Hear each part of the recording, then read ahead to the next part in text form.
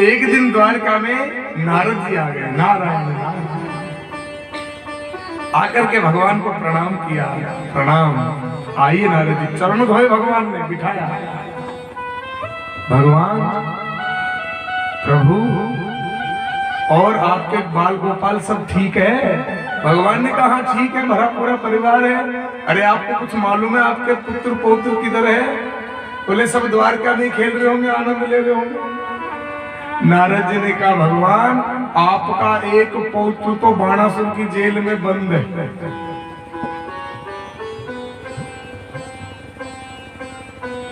भगवान ने पूछा मेरा पौत्र बाणासुर की जेल में कैसे बंद हो गया?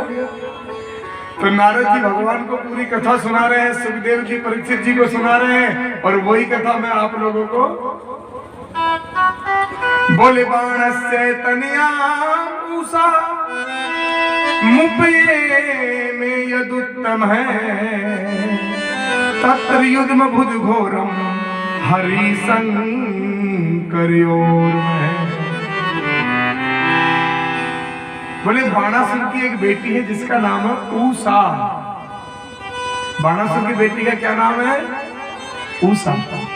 उषा इतनी सुंदर है, इतनी सुकोमल है, उषा को रोज पुष्पों से तोला जाता है। उषा को रोज पुष्पों से तोला जाता है। उषा के महलों में पुरुष का प्रवेश वर्जित है, केवल स्त्री जा सकती है। बड़ी सुकोमल, बड़ी सुंदर। बाणासुर का एक मंत्री है जिसका नाम है कुशभांड। क्या नाम है? कुशभांड। और कुशभांड की एक बेटी है जिसका नाम है चित्रलेखा, और ये उषा की सहेली है।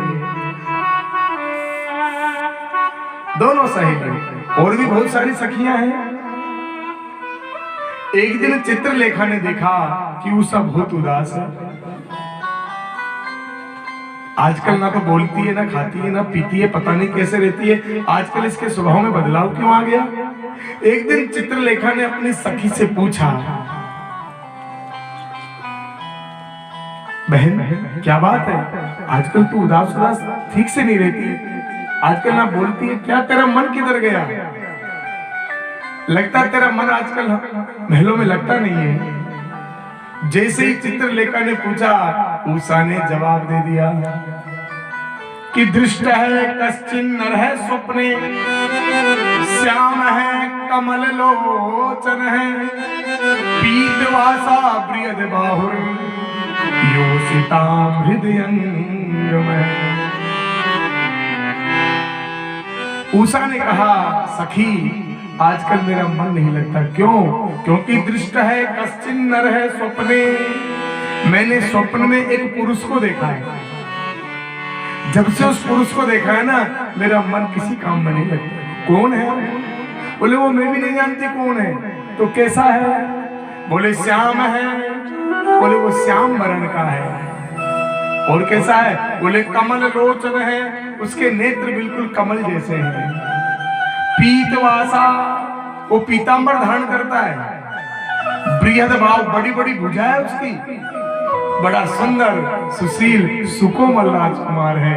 उसको मैंने जब से देखा है, हृदयंग महा, वो मेरे हृदय में बस गया और मेरे दिल को चुरा के ले गया। हे सखी, जब तक वो मुझे नहीं मिलेगा तब तक मैं चैन से नहीं रह सकती।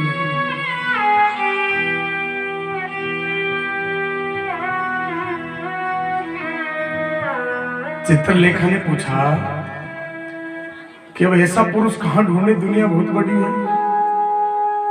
लेकिन चित्रलेखा चित्र बनाने में बड़ी माहिर है। चित्रलेखा ने देवताओं के चित्र बना दिए, इनमें कोई है क्या? बोले नहीं है। दैत्यों के चित्र बना दिए, इनमें कोई है क्या? बोले नहीं है। पृथ्वी लोक में आ गई तो सबसे पहले द्वारकाधीश भगवान कृष्ण का चित्र बना दिया, ये है क्या? उषा ने कहा सखी ये भी नहीं है।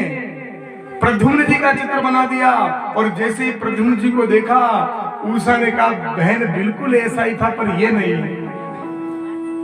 और जैसे ही अनिरुद्ध जी का चित्र बनाया कि अनिरुद्धम विलिखितम भिक्षो सावान्मुखी हिरिया सोसावसाविति प्राह स्नमाना महीयते।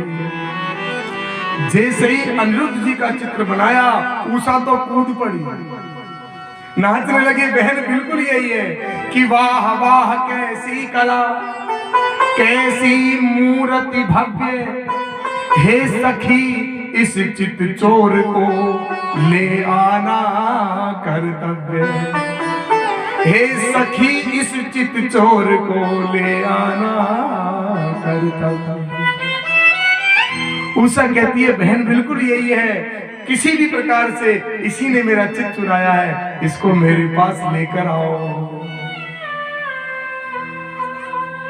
एक गाना आता है ना, मुझे चैन ना नींद ना कोई जाए जरा ढूंढ के लाए, न जाने कहां दिल खो गया।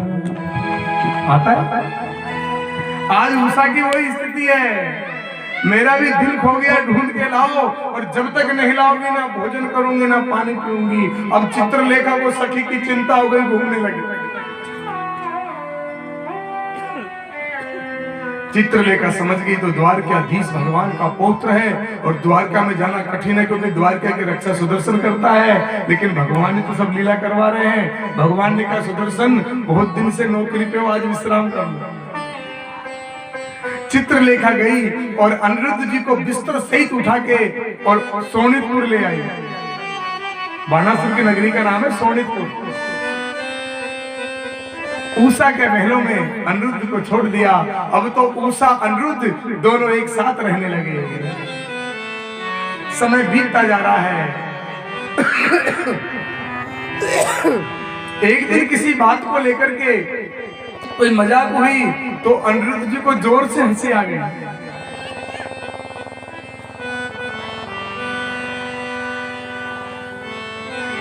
जैसे ही अनिरुद्ध जी को हंसी आई तो द्वारपालों ने बाहर रास्ते में सुन लिया उषा के महल में कोई पुरुष, जबकि पुरुष का प्रवेश तो वर्जित है, यहाँ कौन आ गया। सेवकों ने जाकर बाणासुर से प्रार्थना की, महाराज क्षमा करना, हमको ऐसा लगता है आपकी बेटी के कक्ष में कोई पुरुष है। बाणासुर ने कहा कैसी बातें करते हो, मेरी बेटी के महल में तो पुरुष का प्रवेश वर्जित है, कौन जा सकता। महाराज आप क्षमा करें, एक बार देख। बाणासुर गया दौड़ता दौड़ता और जाकर के बाणासुर ने देखा तो उषा के बिस्तर पर अनिरुद्ध, आंखें लाल हो गई, बंदी बना लिया, डाल दो जेल में। और अनिरुद्ध जी को जेल में डाल दिया। नारद जी कहते हैं तुम्हारा पुत्र तो बाणासुर की जेल में बंद है। भगवान ने जब नारद जी से सुना कि मेरा पुत्र इस प्रकार जेल में बंद है तो भगवान ने अपनी सेना, क्षुरणी सेना सजाई और सोनितपुर के ऊपर चढ़ाई कर दी। इधर तो मेरे परमात्मा द्वारकाधीश ने सोनितपुर पर चढ़ाई करी, उधर बाणासुर के महल पे लगा हुआ ध्वज जमीन पे गिर गया। बाणासुर समझ गया मुझसे कोई युद्ध करने आ रहा है। क्यों? क्योंकि ये ध्वज बाणासुर को किसने दिया है?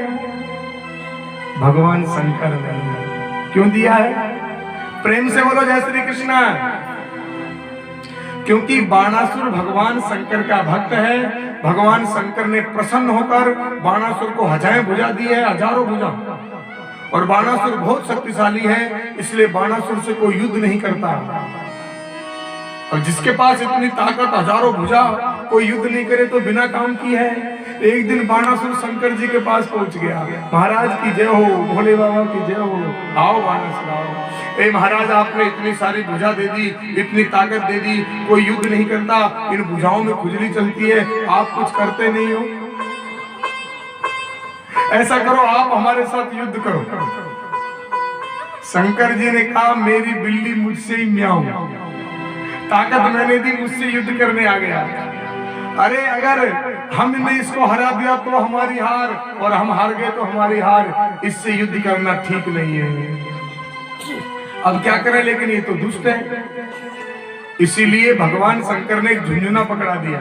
झुंझुना, अगर किसी माँ का बच्चा रोता है तो बच्चा को झुंझुना पकड़ा देती है ना माँ, बच्चा खेलने लग जाता है। तो भगवान शंकर ने भी एक ध्वजा पकड़ा दी कि तुम्हारे महल पे लगा लेना, जिस दिन ये ध्वजा अपने आप गिरे उस दिन समझ लेना तुम्हारी भुजाओं की खुजली कोई मिटाने वाला आ रहा है। आज जैसे ही वो गिरी, बाणासुर समझ गया और बाणासुर दौड़ा दौड़ा भगवान शंकर के पास पहुंच गया। त्राहिमाम त्राहिमाम त्राहिमाम, क्षमा करें महाराज, रक्षा करो, मेरी रक्षा करो, मेरी रक्षा करो। शंकर जी ने कहा क्या हो गया? ए महाराज को युद्ध करने आ रहा है, वो ध्वजा गिर गई। तो बोले तुम्ही ने तो कहा था मेरी भुजाओं में बहुत खुजली होती है, चिंता मत करो, मिटा देगा वो। नहीं महाराज क्षमा करो और आप मेरी रक्षा करो। देखो बेटा बेटी कुपूत हो सकता है पर माँ बाप कपूत नहीं होते।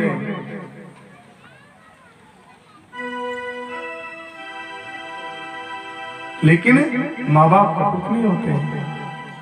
इसलिए भगवान, चेला शिष्य कपूत हो सकता है लेकिन गुरु कभी कपूत नहीं होता। इसलिए शंकर जी ने कहा जैसा भी है यह तो चेला मेरा ही। शंकर जी ने कहा चिंता मत करो, हम तुम्हारे नगर की रक्षा करेंगे। और बाणासुर तो महलों में सो रहा है और नगर की रक्षा के लिए कौन खड़े हैं? भगवान शंकर। इधर जैसे ही भगवान कृष्ण सेना लेकर के सोनितपुर पहुंचे तो सोनितपुर में भगवान शंकर दिखाई दिए। कन्हैया ने प्रणाम किया, महाराज की जय हो। भगवान ने भी कन्हैया को प्रणाम किया। कन्हैया ने पूछा महाराज आप इधर क्या कर रहे हो? भगवान शंकर ने पूछा कि आप कहां जा रहे हो? कन्हैया ने कहा बाणासुर थोड़ा दुष्ट उत्पाती हो गया, थोड़ा दंड देने जा रहे हैं। शंकर जी ने कहा बोले हम भी बाणासुर की रक्षा के लिए ही खड़े हैं। कन्हैया ने कहा देखो महाराज आप बीच में मत पड़ो। शंकर जी ने कहा वो हमारा चेला है, हम चेला के साथ विश्वासघात नहीं कर सकते। कन्हैया ने बहुत हाथ जोड़ के बार बार मनाया, लेकिन जब शंकर जी नहीं माने तो दोनों में युद्ध छिड़ गया कि ब्रह्मास्त्रस्य ब्रह्मास्त्रम वायव्यस्य च पार्वतम आग्नेयस्य च पारजन्यम नेजम पाशुपतस्य च। अब तो एक दूसरे पे बाणों की बरसात करने लगे।